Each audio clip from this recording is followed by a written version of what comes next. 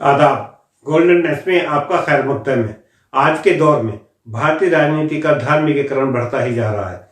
हर तरफ हर बड़ी पार्टी और उसके नेता सिर्फ धर्म के आधार पर ही वोट मांगते नजर आ रहे हैं, जैसे देश की सभी समस्याओं का समाधान हो चुका हो।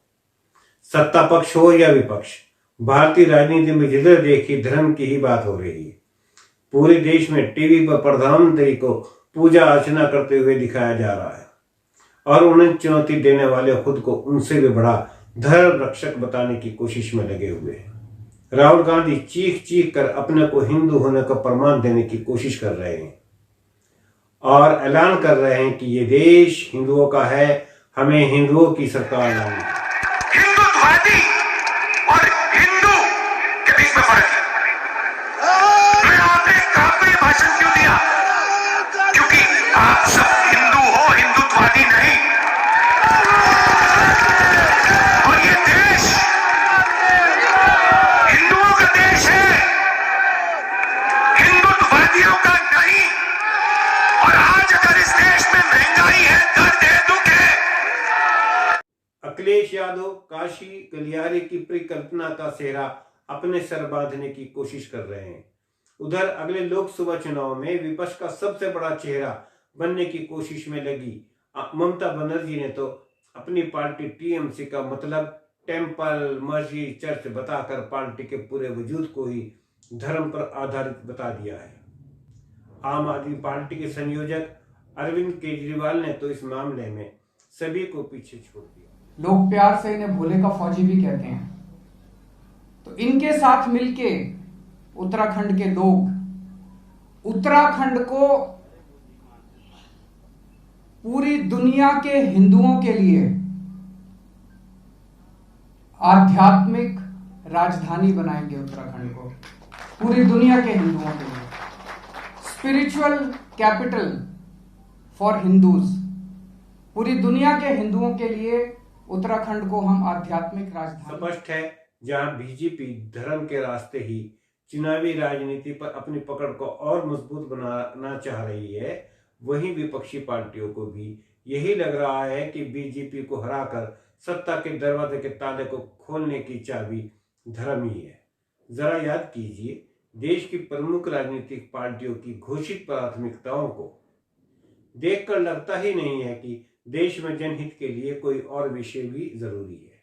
ये वही देश है जो विकास के अधिकतर पैमानों पर अभी भी काफी पिछड़ा हुआ है। हमारे देश में 20% से ज्यादा आबादी अभी भी अशिक्षित है। 25% से ज्यादा आबादी गरीबी रेखा के नीचे है। अमीर और गरीबों के बीच की खाई का फासला बढ़ता ही जा रहा है। ये वही देश है जो अभी अभी महामारी की एक ऐसी लहर से निकला है जिसने पूरे देश को जैसे एक विशाल शमशान घाट में बदल दिया था। शायद ही कोई ऐसा शख्स हो जिसके परिवार या संबंधियों, दोस्तों या परिचितों में से किसी एक के घर को भी मौत छू कर न गई हो। अभी भी आंखों में गंगा में बहती हुई लाशों के मंजर ताजा हैं। क्या इतनी जल्दी उस सब को भूला जा सकता है? प्राथमिकता क्या है? सत्ताधारी तो चाहेंगे ही कि लोग ये सब भूल जाएं। वो चाहेंगे कि जनता ये भी भूल जाए कि देश की अर्थव्यवस्था किस तरफ जा रही है। वो एक अलग ही त्रासदी है।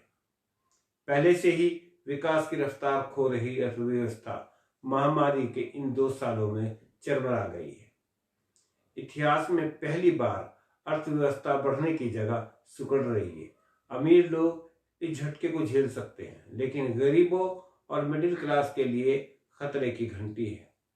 हाल के दशकों में जो करोड़ों लोग धीरे धीरे गरीबी से निकल पाए, वो गरीबी की चपेट में वापस आ चुके हैं।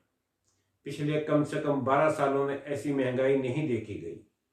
बेरोजगारी दर ने 45 सालों के रिकॉर्ड को तोड़ दिया है। राजनीतिक तमाशों के परे देखेंगे तो समझ में आएगा कि देश इस समय किन हालात में है।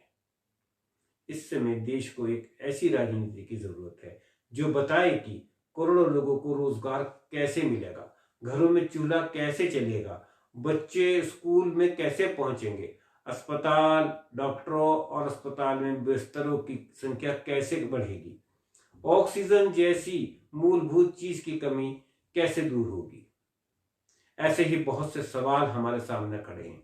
ऐसे में क्या सबसे ज्यादा चिंता इस बात की होनी चाहिए कि कौन सा मंदिर कहां और कब बनेगा?